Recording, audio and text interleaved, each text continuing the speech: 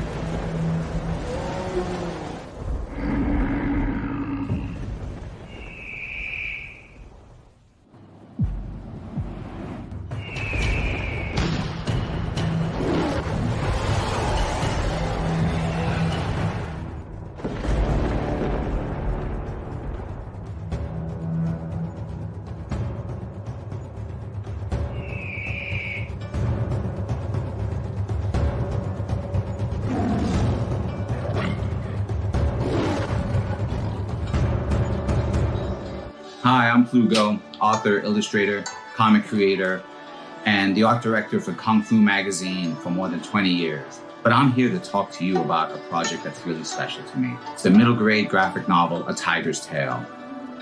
Imagine the story of tigers and dragons and martial artists and monsters.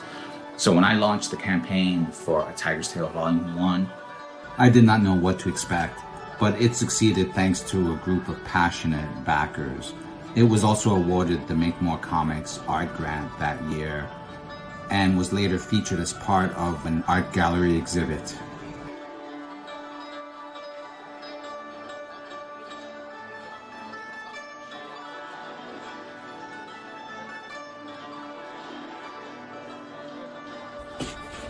And that's why I'm coming to Kickstarter, to cover production fees, printing, copy editing, things like that.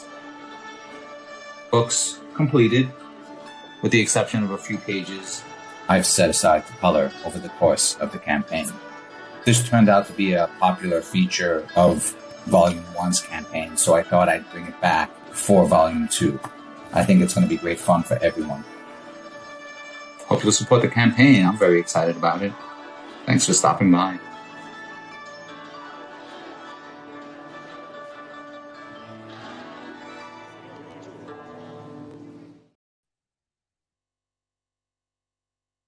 Okay, everybody, welcome to the Comics Foo Show. Go for it, Patrick. Where we stand at the crossroads of comics, kung fu, and pop culture of all sorts.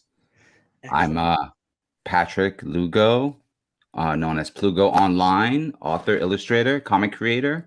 My most recent graphic novel is A Tiger's Tale Volume 2, currently on Kickstarter and looking for just 30 more backers to reach our goal of 100. Excellent. And I'm Curtis Fujita, Kung Fu instructor, comic book creator. My Kickstarter campaign is also live right now. It's Shadow Ghost, the Kung Fu comic by a Kung Fu master. And both our campaigns are running at the same time, so check both of us out. But enough about us. I am super excited about our guest today. I'd say comic book royalty is an understatement, but I'll let Patrick take the baton and make the full introduction. So here's the thing, Curtis. What I'm particularly pleased with about our special guest is that early when I started my career as a comic book journalist, he was one of the first subjects that I dove into, and wrote a whole piece about the work that he was doing at the time and its place and history. And it was a fun piece. It was a little bit controversial. People were like a little bit upset about it, but still that kind of was fun too. But the great thing is that if I was to dig up that piece and put it on my blog now, it would probably still be relevant because the work he was doing at the time still has a place today. Yeah. So with that said, let me introduce to you author David Quinn. Hi guys. Hello. Hi everybody. Welcome to the show. Paying attention. Welcome, David. Happy to be here. Excellent. Great to have you on the show. It's so exciting. I mean, I don't think that there's really anybody else in comic book history that can be quite as fearless as what you've put out and when you put it out and what the trailblazing that you've done for comic books. So it's a real honor. That's nice. That's a strong compliment that I take seriously and respect, and I'm humbled by it at the same time because I want to live up to it. Yeah. Some of the stuff you do when you put your work out there, as you guys know, you put your work out there and it doesn't belong to you anymore. It belongs to the world. And then you may have a persona in the world that's not entirely the same thing as what you are inside. And that's a little philosophical, but it's also just kind of basic. So, you have to have room to grow, continue to grow in your own spirit and your own body and your own soul and your own mind. And you also have to, acknowledge that sometimes parts of your persona belong to the world and not yourself anymore, not myself anymore. When Tim Vigil and I put Faust out into the world, we were young men.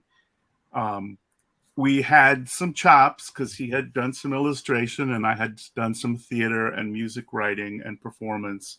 And so we thought we had some skills we could put to making comics, which we loved since we were tiny little kids reading, Spider-Man, Conan, and Tomb of Dracula. Maybe especially Tomb of Dracula. And, we thought we had something to give. But once it went out there, it like I said, it belonged to the world. And, so we still carry that with us, and that still informs what we're doing today. But part of the reason I'm here is because I met Patrick through a completely different kind of organization.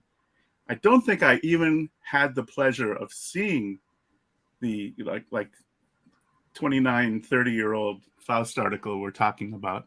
I might have the numbers wrong, but that's a book that started in '87 and was still going strong in the '90s, and had a bit of a hiatus when the comic book market depressed, and finally finished in 2012, 2013. Look at all that. So yeah, I just really quickly did an image search just to give folks who may not be familiar just a taste of what was happening. So yeah, the article was written probably around '87. Mm-hmm. I had just started art school at the time, and what myself and a few cohorts had done is we had taken over the school newspaper to fill it with a comics section, and that we were such West Coast. This was in New York, the State University of New York. I know you started out here on the East Coast where I am, and now you're on the West Coast where Tim Vigil is. So. Yeah, exactly. I made that trek, but before I headed west, we took over the school newspaper. The newspaper became a dust jacket for the huge comics section that filled up the news that we just kept adding pages to. And we each did our own comic art, our own comic strips, and then really sounds like it had a life of its own. It did, and because it was a school-funded project, we could print tons of extra copies and then bring them to the local comic shops and just have this newspaper. We'd peel away the student newspaper part and have this comics rampage that we called, and drop them off at all the local comic shops that had articles. That had, it was printed as a newspaper on newsprint. Great fun. Learn tons about like the whole DIY element of art in general, but comics in particular. That was a great day for that, when we paid attention to people like Eastman and Laird doing the Turtles, and Dave Sim and Wendy Peeney, several other people who were just making their books, of putting them out. Puma Blues was another great one by some guys I knew from Massachusetts, and people were just making their own. It was like the paper equivalent of the punk rock from the previous decade. And, I got off on that. And I also get off on the fact that, and this is kind of where I was going by mentioning you, Patrick. I didn't meet you until we were both in another world, totally, in the world of Kids Comics Unite, which is an online network which began during COVID and was sort of a networking and educational resource that became a online community. And we're both still members and both active in our own ways. Patrick is one of the leaders, really. So, I mean, we're talking about making middle grade graphic novels, read aloud children's books, and in a way, it's almost light years away from where I began in comics and in theater. But in another way, it's not, because it's always going to be about the story. And the stories are always kind of like about somebody trying to find the truth, or trying to learn who they are, or just trying to be themselves, get out of their own way and be who they are, and discover the joy of life and discover their own agency and power. So, I mean, it's like we're doing it for little kids now as well. I go back to that point about persona. I have found it easier in many ways to keep doing what I started doing. It was what took me to Marvel, because they were like, oh, well, he's got a serious underground horror hit. If we're serious about making Doctor Strange a little bit darker, why don't we let him try, And it's also what brought me to everything else I've done, was that urge to be creative and try different stories for different days and for different audiences. But, I've always had an impact, and people have always trusted me to do something that's on the scary side, on the extreme side, willing to be transgressive, willing to be a little complicated, and So I'm working on teen comics, like a series I'm working on with Vincent Zorzolo and Claudia Balboni, called The Addiction, which takes a very serious social problem, addiction of all kinds, and kind of puts it through the drama prism of basically a comic book series that kind of looks like a crime comic and has elements of comedy and has elements of superhero. It's really kind of a mixed bag, and it's really like hopefully going to be fun for teens and other readers that have some sophistication, more than middle grade readers like we're working on with the kids stuff. What's amazing is that comics are now for kids again. After decades of comics determined to prove their adulthood, now it's kind of gone full circle, and now people are intentionally writing comics for like specific age groups. This is for middle grade, this is for early reader, this is for teenagers, right? And so that's such a it's like new and old at the same time. It's like a new spin on this whole comics were just for kids, right? We all kind of know the history of where they started and then how they evolved, right? Then seduction of the innocent, right? Comics regressed again. And then come the 80s, comics were like determined to be adult. And I mean, I think that's where like something like Faust really just hit when the iron was hot, and it just was like, okay, well, if we're going to be adult about it, let's truly be adult to the extreme, and it moved the needle, right? Like, I mean, to this day, right? We just not so long ago, Faust was reoffered on Kickstarter, and it exploded. It was amazing to see how well it did. People came from everywhere. I don't have the numbers with me exactly. Otherwise, I'd pull it up. But the campaign just recently closed. I can brag. We raised $30,000 in the first 20 minutes. That was our goal. And so, I mean, we hit the goal right away. And I see here we sold out the allotted number of copies we decided to print to 801 backers. And I'm looking at the page here, and it looks like you've wound up with $118,376 for the funding. Which is thank you, readers. And we're going to make good use. Trust us. We're going to make a beautiful hardcover edition, oversized, and it's paving the way for other editions to be able to follow. So it's not an easy time for hardcover publishing right now, so it's taking us a while. It's not an easy time for in the area of content and censorship. And I'm talking all kinds of censorship. There's censorship coming from every direction these days. And then, so, I mean, it's not an easy time for that either. So we're having our struggles. It kind of almost reminds me of the satanic panic of the 80s all over again. All the talk shows and things like that. Yeah. Well, we'll get there. And we're so grateful to the people that supported us. We honestly had some books over the years that were just sort of breaking even, and we thought, well, maybe the time has passed. But once we got to look, this is the entire thing. You're going to get the whole book oversized. You're going to be able to take it home and put it on your shelf and be glad you have it and share it with your friends. So thank you. That's great. I would be curious if you could kind of remark, because I think Faust is the perfect kind of example. So you're very unique in the position that you were kind of there for the initial kind of indie, boom, right, of the black and white printing on it. And then in some ways, I feel we've progressed, maybe regressed, but as far as right now, there's almost this other renaissance of indie with crowdfunding and the ability to do that.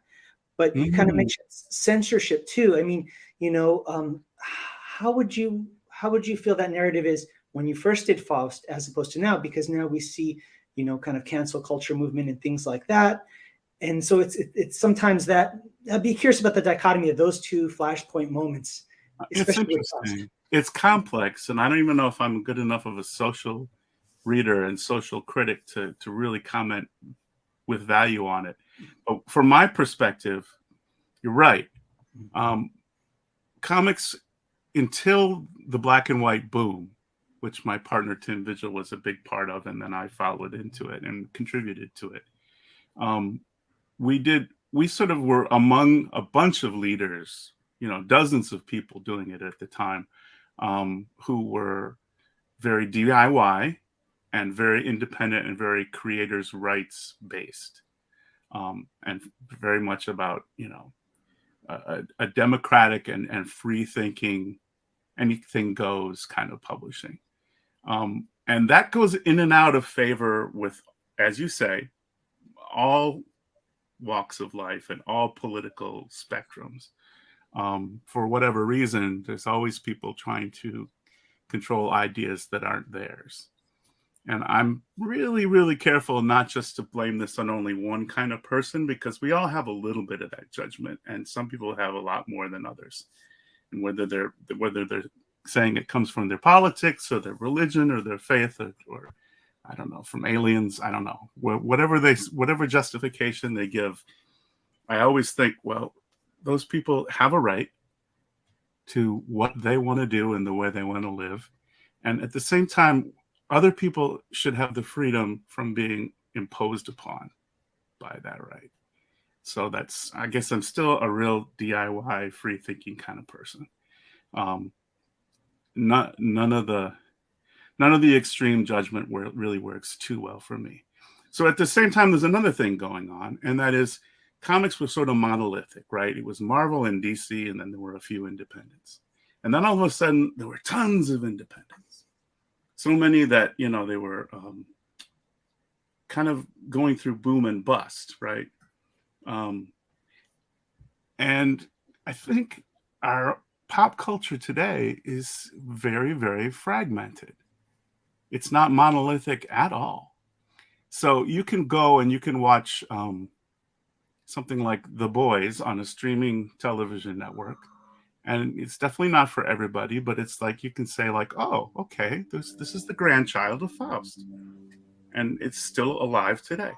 Or you can watch something extremely different, or 102 flavors of something extremely different on all the other streaming channels and all the other blogs and all the other TikToks and all the other social media and everything. So, I mean, we're just faced with so many choices. I think it's the long tail where everything can exist simultaneously if we can just let each other be.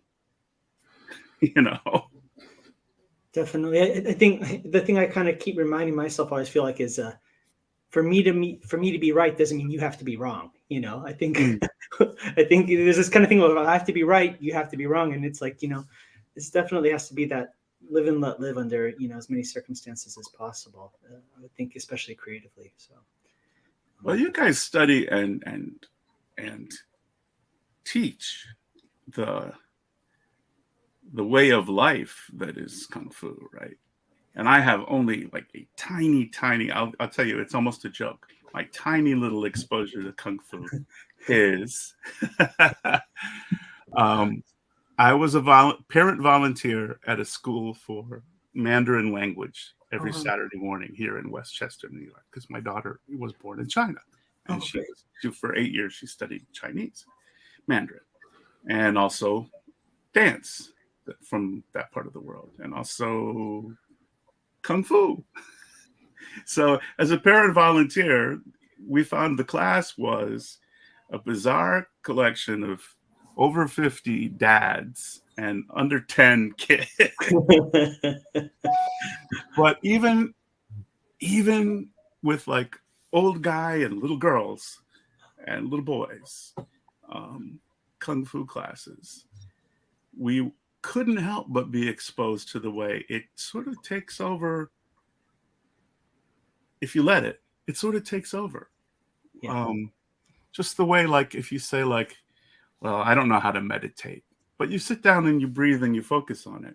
You're not a Buddhist, but you're actually doing some sort of focused breathing, intentional exercise that is affecting your body and your concentration and maybe even your health.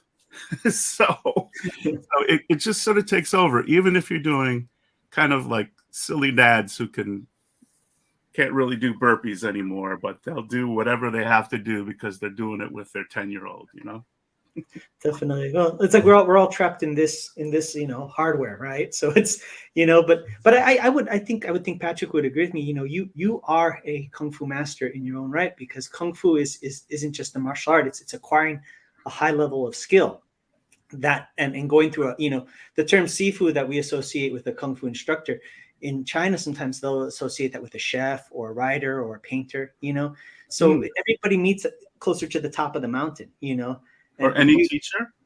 Is Yeah. any teacher a sifu? Yeah, because the word sifu is composed of the words for father and teacher combined. So I think the thing that I think that it harkens to is this idea of apprenticeship, which I think we've kind of lost here in the modern era. Beyond a teacher, a father figure, a parent figure, but also acquiring a high level of skill.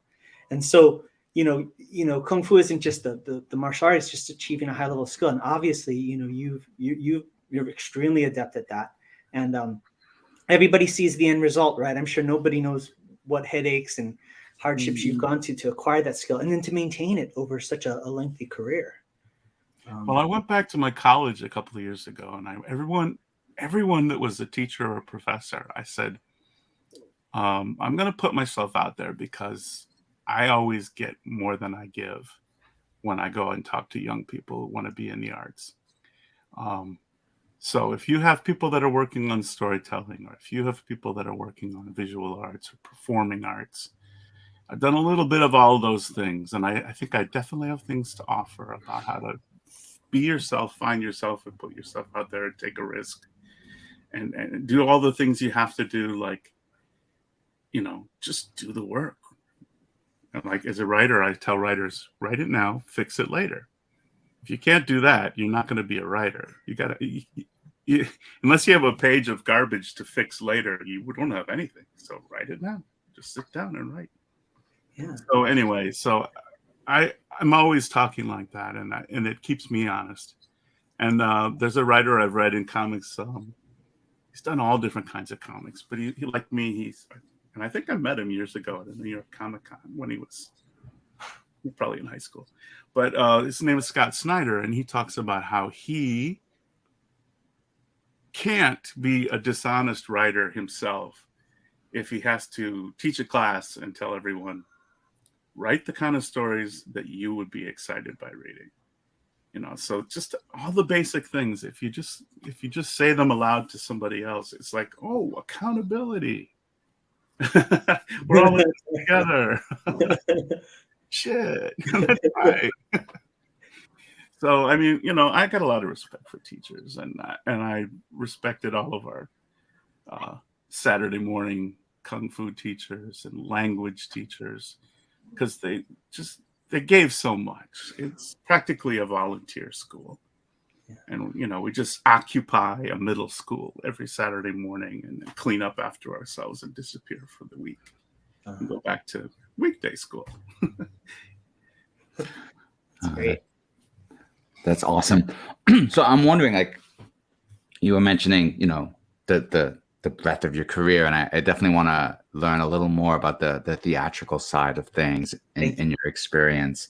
Oh. But I don't know if you want to answer that now, or if you want to talk a little bit, because I was going to ask you also about your Doctor Strange work, because I remember reading that, and I remember like having feeling like a bit of personal victory in the changes that were being made at the time to accommodate like the new writer, the new look, like Curtis, I don't know if you recall this, but I was calling it Doctor Strange's John Lennon phase myself. Yeah. Including primal screams. Well, I don't know. I was fortunate to have that experience, and I worked with some great editors, Bobby Chase, Tom Brevoort, Evan Skolnick. Worked with some great artists, Kyle Oates, Peter Gross, Mel Ruby. Worked with artists that I had read their work when I was, just learning to read, like Gene Colan and Marv Wolfman and Marie Severin. And so, I mean, Steve Ditko wasn't doing any Doctor Strange in 1993, and it wasn't even any point in asked him because he pretty much, made his own way with Mr. A and his own DIY books. So he was out of the picture. But it was almost that primal to work with some of the people from the 70s and late 60s that I had a chance to work with. So it was the ultimate exercise in playing 90s comics, 90s mainstream comics, kind of by their own rules, but also trying to do something a little more transgressive in what I thought was interesting. And I had a story that was very much like a personality crisis for Doctor Strange that would let him rebuild himself and rediscover new powers.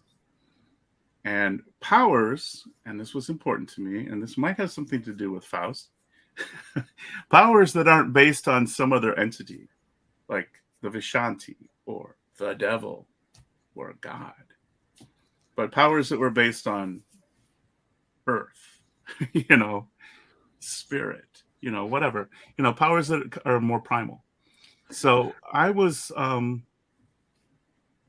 thrilled to have a chance to do it. And I had to play all the 90s games because comics have their games. Like, it's crossover, by the way. Your first 3 issues, they're all crossovers. So don't think you're just telling your story. You have to start here and end here. And by the way, Morbius is in this. Oh, okay. Well, I like Morbius. So, but you play that game.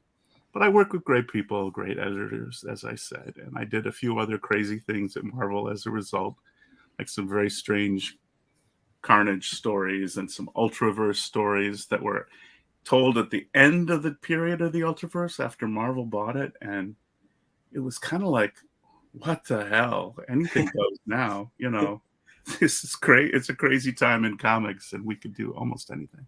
I worked for Malibu during the Ultraverse. I was a teenager, and I don't know if you had ever seen this, but just kind of a funny story about your sound went out. Oh, sorry. Can you hear me now? I can hear you. Yeah. Okay. All right. Good. No. So I was a teenager at the time. But the funny thing is I remember Tim Vigil, your the person that you work with. I remember it was very funny. He sent in a thing that got rejected from Marvel, which I thought was this pinup of, I don't know if you remember, there was a character called Nightman, and there was a Nightman and Wolverine crossover, and he sent in this glorious pinup of Wolverine decapitating Nightman and holding his bloody severed head. And I just remember we sent it over to a Marvel editorial for approval, and we just got a fax back, and all it said was no. Yeah. You don't play with the toys however you want to. You have to have some supervision sometimes. Yeah, but that was a great time. You think it's bad? You think it was bad then? They're owned by Disney now, so forget about it. Yeah. But I don't know what else to say about that period. I think about it all the time. Marvel published a huge 1,000-page volume last year, which is about half me. It includes almost all the stories I wrote for them.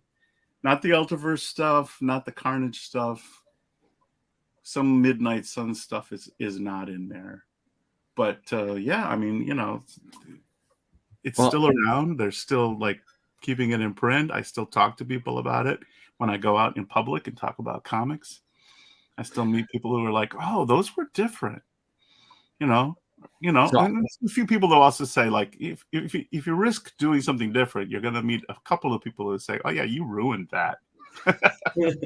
Yeah, I'm the guy that ruined it, but get in line because there's someone else who's going to ruin it next. He seems to have recovered since. So, but I want to test your memory and mine because I haven't read them since the individual floppies came out. But is this when Doctor Strange, when the concept of chaos magic was introduced into Doctor Strange? That was more towards the end when Earth magic and chaos magic came into it as other ways. He started completely with the 1960s origin of Himalayan voyage, meeting ancient gods, giving him power, learning the discipline to handle it. And then his rising through the years of consistently 2 steps forward and 1 step back in terms of mastering what he's trying to do. And also he has Strange has a crisis, and they did this pretty well in the first movie. I noticed Strange always has a crisis of getting ahead of himself because he has the power and the responsibility. So he's kind of like, Spider-Man is sort of the light side of this Steve Ditko power and responsibility triangle, and he's a kid and he's learning and he's facing up to responsibility, and he might have a huge setback sometimes, but he's basically growing. Strange, on the other hand, sometimes gets ahead of himself and starts to manipulate other people. And I did that with not only manipulating other people, but he actually manipulated like etheric beings that were basically his own doppelgangers. He created magical spells that looked like, walking, breathing, human-ish figures. And then there were 3 Stranges. And it's not unique to do that with characters, right? Marvel's done that tons of times over the years of like, here's another way to do Thor, and I think everybody likes stories like that because we all have masks that we wear. So sometimes we face another person who's like, got a different mask.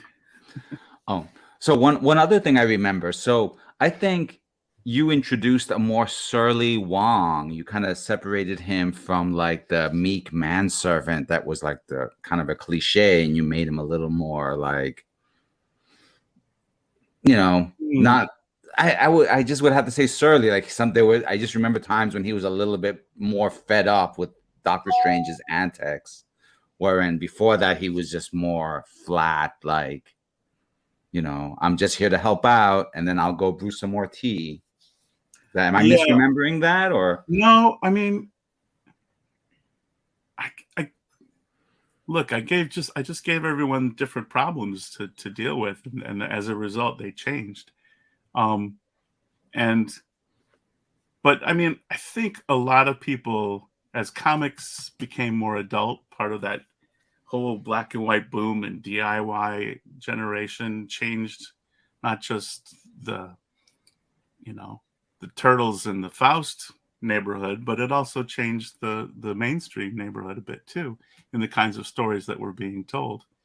You wouldn't have ever had anything like The Boys or The Authority come along in the next generation if there hadn't been a different way of looking at all these things. And, Mr. Alan Moore certainly has something to do with that, with like taking extreme like archetypes, almost cliches, and then turning them into something with feet of clay and mental illness, really like playing with, the what if. So, I mean, Wong, in my stories, Wong just sort of loses patience with his role because Strange abdicates his role and goes into hiding, and there's another Sorcerer Supreme, and Wong is a little bit like, fuck this. And, I'm not someone who has the same background as Wong, but I think I would have resented all the stereotypes that you mentioned, Patrick. Right. And I would have said, like, I'm not just here to do some kung fu and make you tea. I have all sorts of other things I'm interested in, like my relationship with my girlfriend. I have a life. So, I mean, you try to let people have a life. The reason why I mention it. Yeah. But I mean, the reason why I mention it is because, looking at the Doctor Strange movie, looking at the sequel, and then now rumor of a Wong, TV series on Disney Plus, I think the character of Wong as we see him on the screen really grew from the soil that you kind of laid down and really like stirred up with the work that you did, back in the day. Oh, if I did a little piece of that, great. I mean, I think a lot of people contributed to that. And once things got into the cinematic universe, there was all sorts of subtlety that could be played out with the help of the actors and the directors and the cinematographers that we didn't always have access to in short, static, image-based entertainment. So I mean, Benedict, what's Benedict? Cumberbatch? No, the other Benedict who plays Wong. Benedict Wong. He was born for the role. No wonder I can't remember his name. It's the same as the character. Apologies. I forgot his name for a second. I'm old. But yeah, he's so wonderful.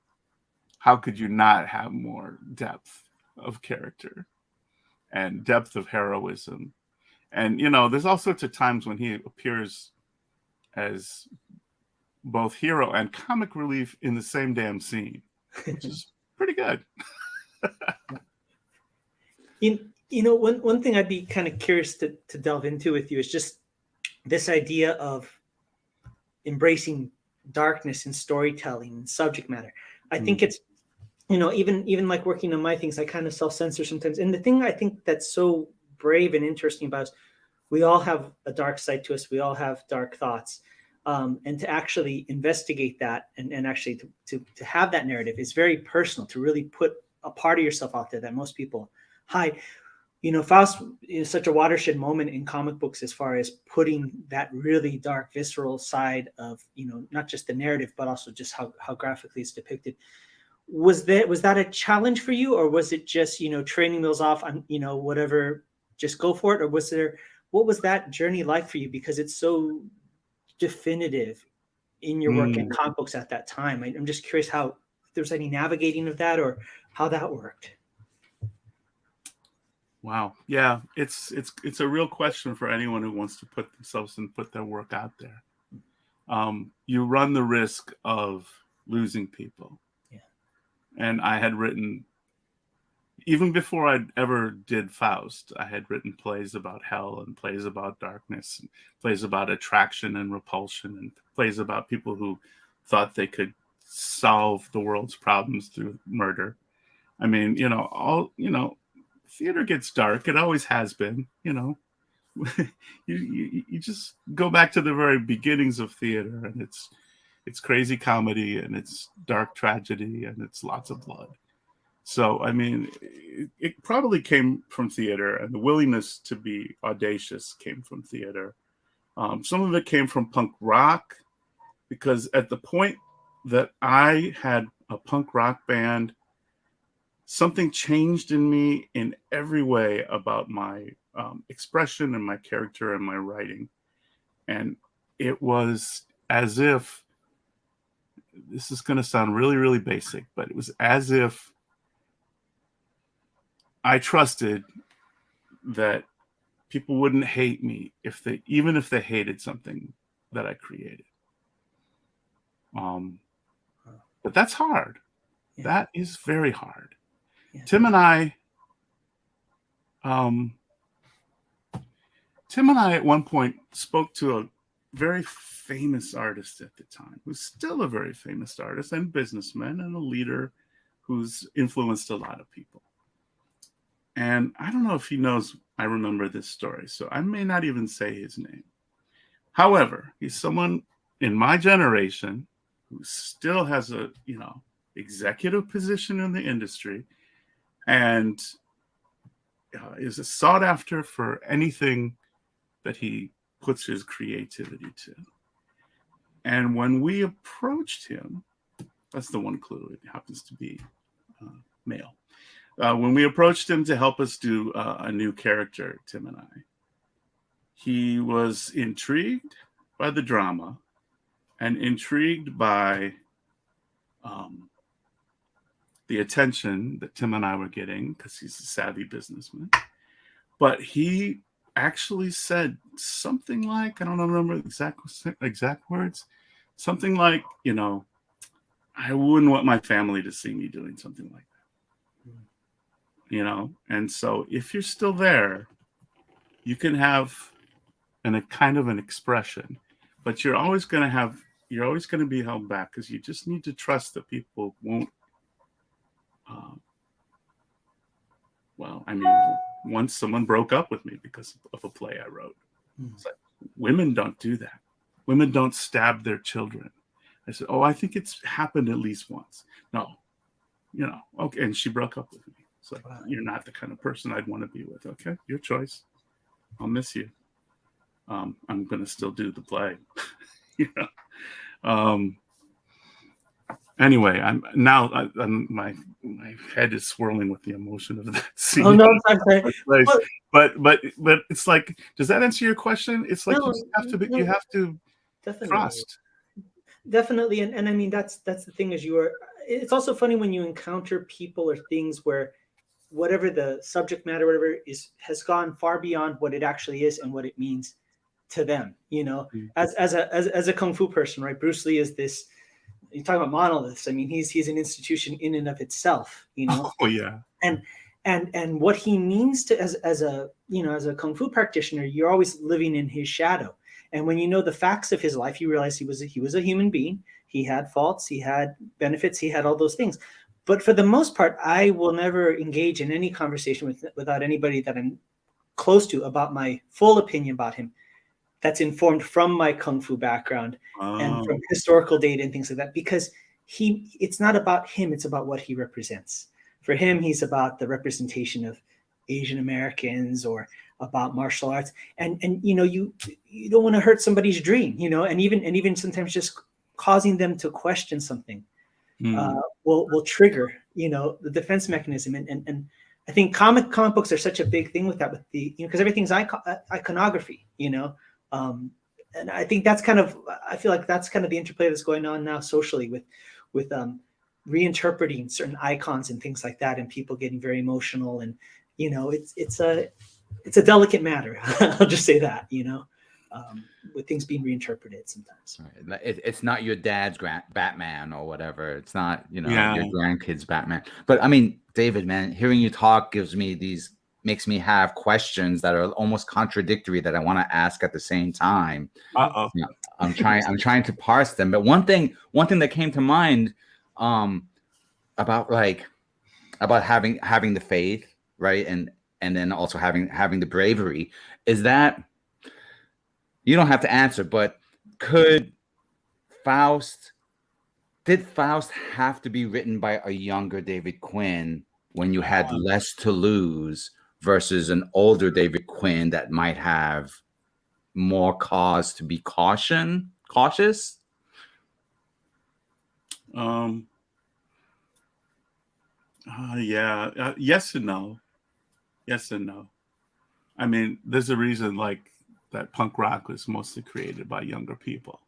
But there's also plenty of old guys like me that still get up there and do that a little bit too because they still feel it.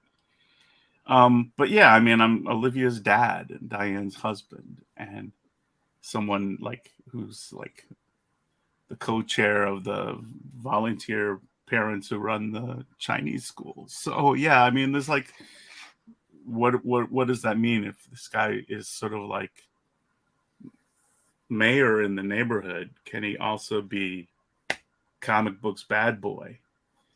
I mean, I look at it as different days. On one day I might write I Sing the Moon about a little girl, dire wolf, who is trying to learn what she can do that none of the other prehistoric kids can do. Right? That's one of my middle grade books. And she can sing the moon into the sky, and everybody in the Jurassic night that she hangs out with couldn't do anything if there wasn't a moon up in the sky. So she feels a little bit better about what she could do. So that's one kind of story, but it's still got Howling at the Moon in it. So there's still something wild. Maurice Sendak was in a similar situation all his life. He said, I don't believe there are such things as children's books. Or maybe those aren't his exact words, but he said there's just books. It's not children's books and grown-up books. It's just books. But he happened to write all these powerful, primal, sometimes scary books for little kids where people said crazy things, which are a little antisocial, like, we'll eat you up, we love you so, So, I mean, you can keep some of that alive all your life, just like, whatever else it is that's in your soul that you want to get out there. But it's true, the white-haired David Quinn talking to you is conscious of the fact that experience changes you, and there's that persona, that maybe part of the persona is bad boy, but part of the persona is, old man, dad, teacher. Do you feel that? Oh, sorry, go Patrick. No, keep going.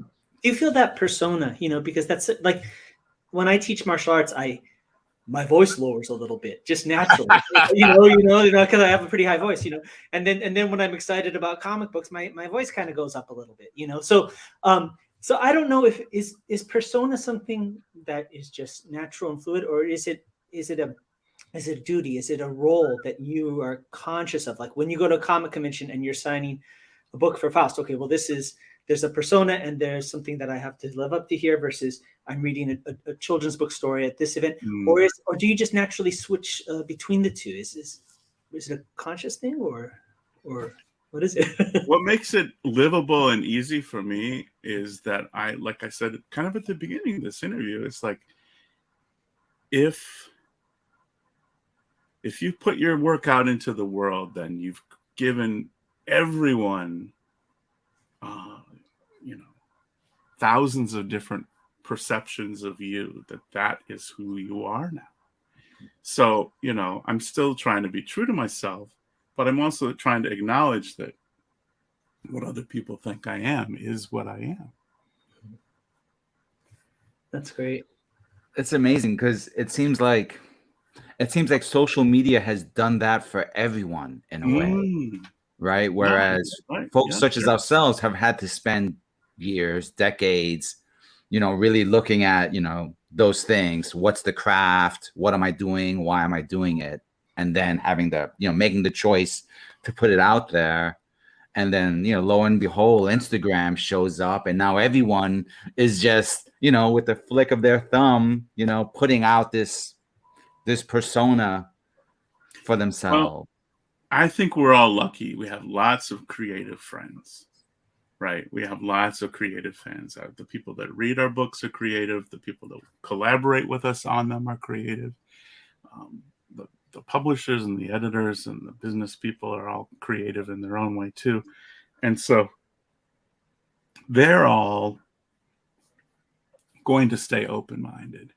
And even if you meet somebody, like it's happened a couple of times in our group that I mentioned online, Kids Comics Unite, having a great big chat with everyone, sort of having an online party, which was the only way we could chat in 2020. So it's been a blessing.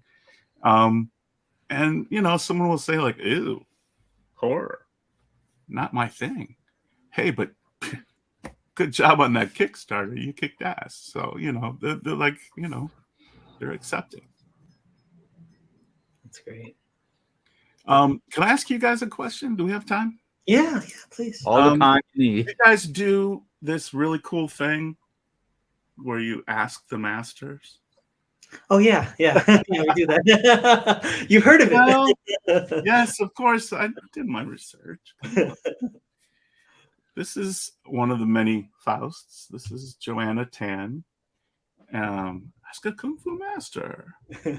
Joanna Tan is when we started to do other versions of Faust, like people that might be a Faust in a video game or a Faust in the Old West, and I had a barbarian Faust I was really trying to get Tim to do because I thought, we can do like Game of Thrones Faust. Not that it would be Game of Thrones, but it would be prehistoric, so it would be similar. Lord of the Rings Faust, whatever. But she was in recent history. I had a lot of friends that were traveling to China in the 80s, which was a turbulent time in China and a time of a lot of change in the whole world. And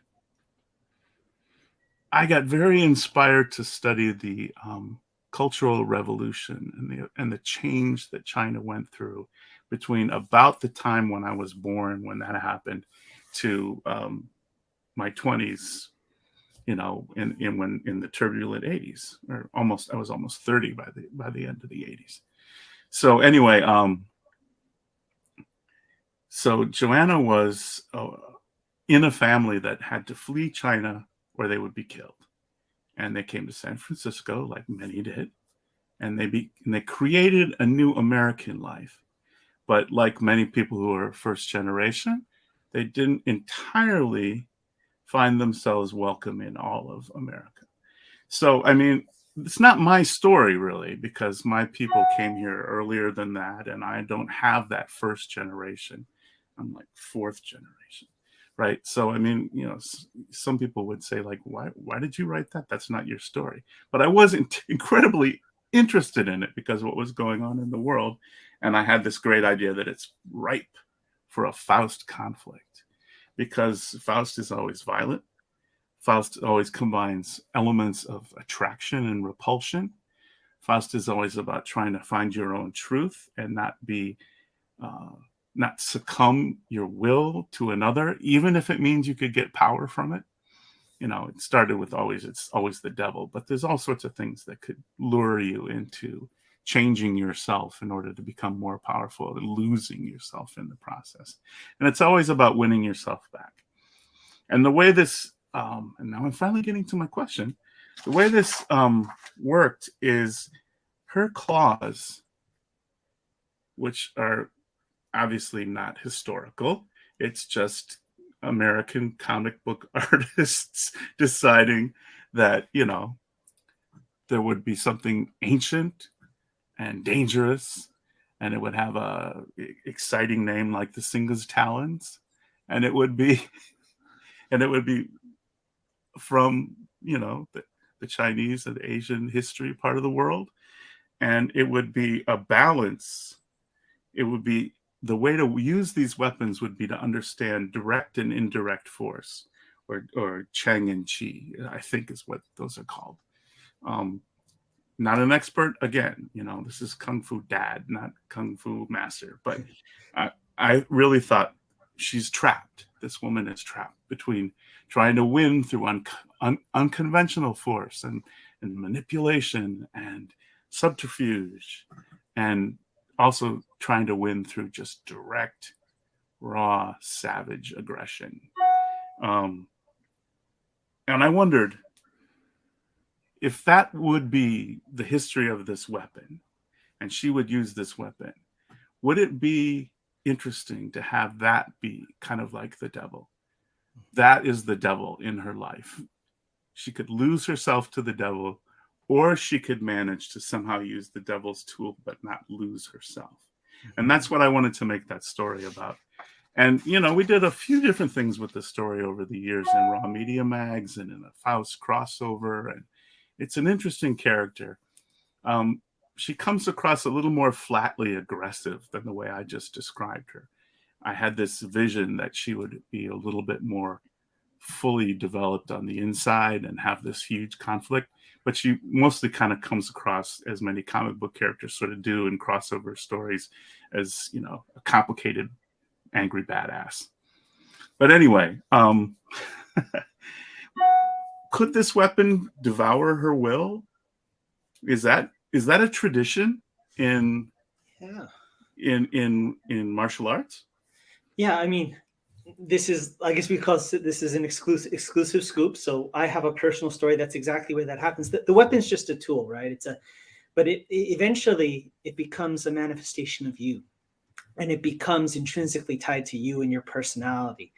And the weapon can consume you, just like your own will can consume you. The problem, it's one thing when you're doing things with an open hand, the risk versus reward is much smaller, but when you start to use weapons, it gets harder. So I never really told the story, but it's David Quinn. I have to tell this story. This is the time. So thank you. But this is a very personal story. So my Sifu taught, his most famous weapon is called the double chain whips. And it's these two handles with 3 sections of metal links, like a whip, and you use them in tandem. And he's world famous for it. He's renowned for it. It's absolutely stellar performances. I was one of the few people that got to learn it from him at a certain point in time. In fact, I was not supposed to learn it because I was much younger and less experienced, but he could see a fire in my eye when he was teaching the older students.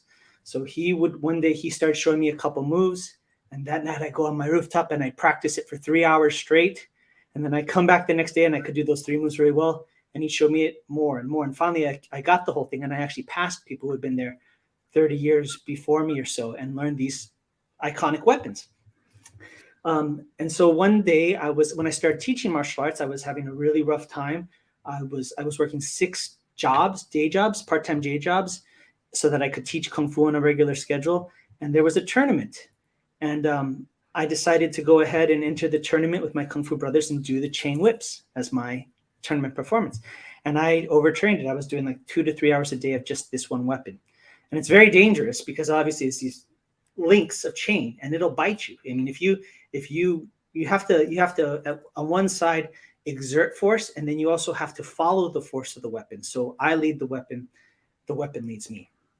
And when I got to the tournament, I was full of myself. I thought, oh, great, I'm gonna, do a great job. My Kung Fu brothers saw me practicing. You're gonna win the tournament.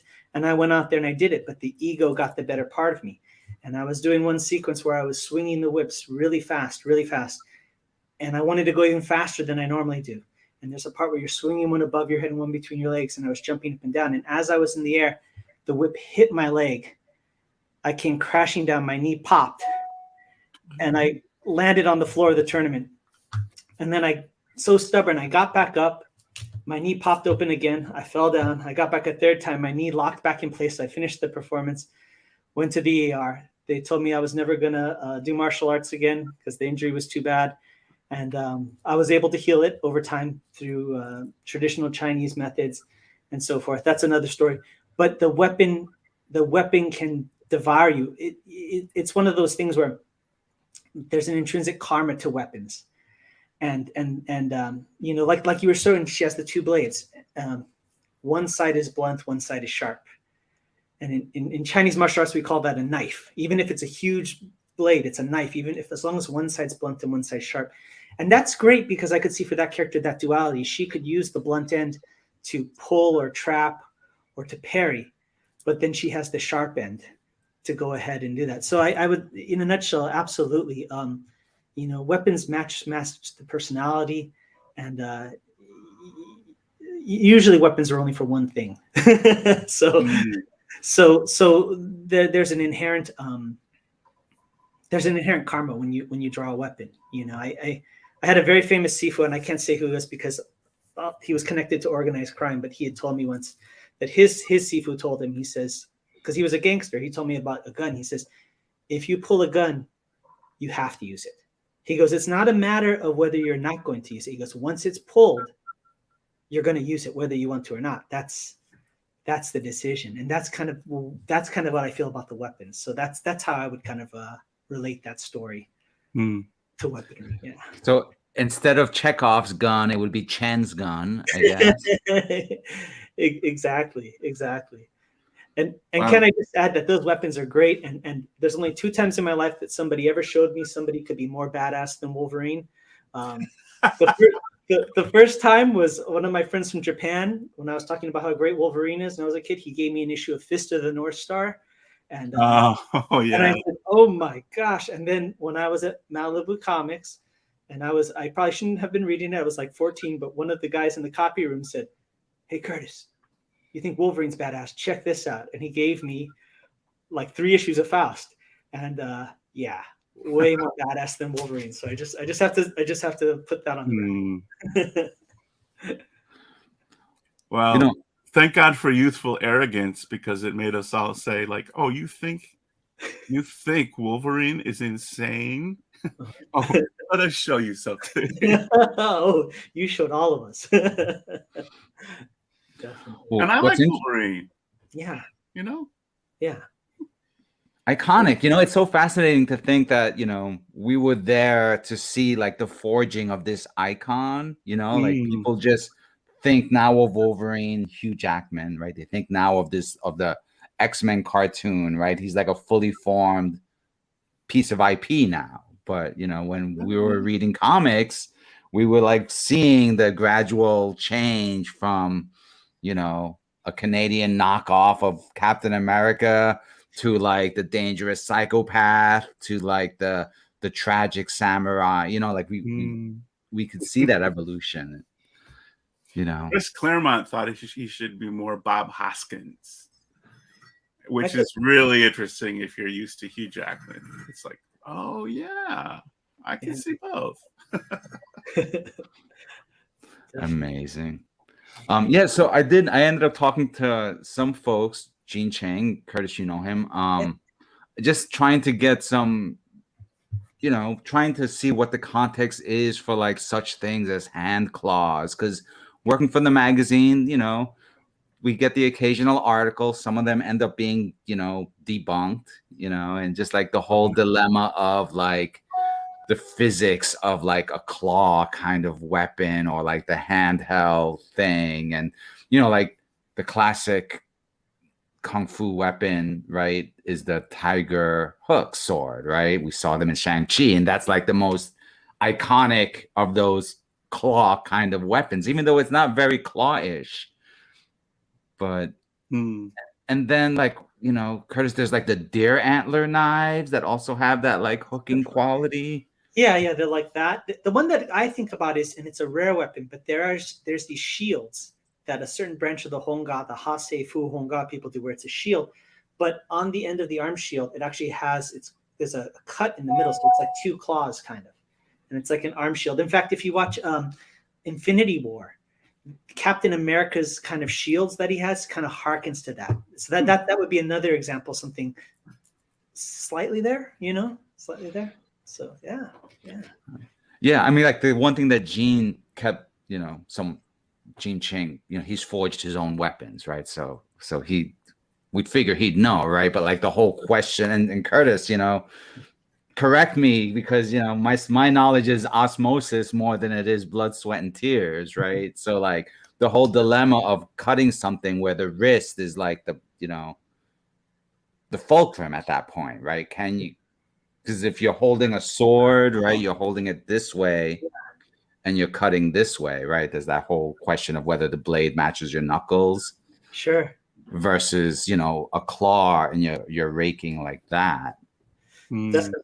Definitely. Yeah, I would say the biggest thing is you'd have to at that point you have to treat the arm as one unit. So the bending of the wrist would have to be sustained by the forearms, which you usually see, and then this is kind of inconsequential at that point, But yeah, definitely. Right. And the design that you've got, right, has that, David, if I recall correctly.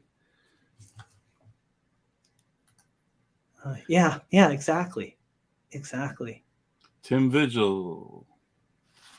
That's Joanna Tan. The Singers Talents. Was Faust always was there a working title, or was it always Faust? Was that always I'm very curious, because obviously what it harkens to, So. Yeah. There was a working title, but you're gonna laugh because we were calling it Bob. Bob? Really? For Bob Hoskins. No, I mean he was just like, it's Tim and I sitting in a diner in New York or Brooklyn, and we're coming up with stories and things we might tell with this character. And, he didn't have a name at first. And I had written a lot of stuff about hell for theater. And I had spent a lot of time recently, because I finished college about a year earlier, studying John Milton and, Dante and, studying various voyages to hell. So I knew about John Faust, and I knew about Faust. And I didn't mind something as on the nose as calling it Faust. I just absolutely didn't mind. I don't know why I didn't mind. I mean, there would have been a part of many people, and maybe even me today, who would have said, yeah, okay, well, now I need a different title. Like, Fist of the Fallen or whatever, because we can't be so on the nose as to call a story about the Faustian legend Faust. But we did. And it looked cool. did. And that's the other thing about comics. All this talk we just had about how weapons work. You know, if you're making a movie, you kind of have to make the weapon work. It's still a visual art with lots of fancy in it and lots of, you know, fantasy. But, you know, once it becomes a comic book, how many different ways are there to draw Batman's cape? Yeah. You know, how many different ways are there to draw some crazy character in an old Kung Fu comic from the 70s when things didn't have to make as much sense? You know, he's got razors instead of hands. Cool. Yeah. That'll look good. Well, how does he go to the bathroom? Don't know. He's not going to go to the bathroom. Don't worry. He's going to fight. He's a vegan. So, I mean, you know, this, once you get into comics, it's got to look cool. Yeah. And our illustrators are our director, cinematographer, actor, all rolled into one. Yeah. And if you are a writer who also illustrates, then you even have the writer and the editor as well. Wow. That's great. Wow. Well, I think was that the exclusive? I think that's the first time I've ever heard about the Bob story. So I feel like we got a good scoop here, Patrick. I think we got a few good scoops out of this. So. I think so. Vigil's going to punch me for giving away that secret. As long as he puts the claws away, then it's okay, right? We're good to go. He's got a sense of humor. Yeah. So we'll see. If Tim Vigil catches this interview, you know, I'd be more than happy to be insulted by him in the chat or whatever. You know, I will take that hit. He'll do his interview. That would even be better. You can ask a master. Yeah, definitely.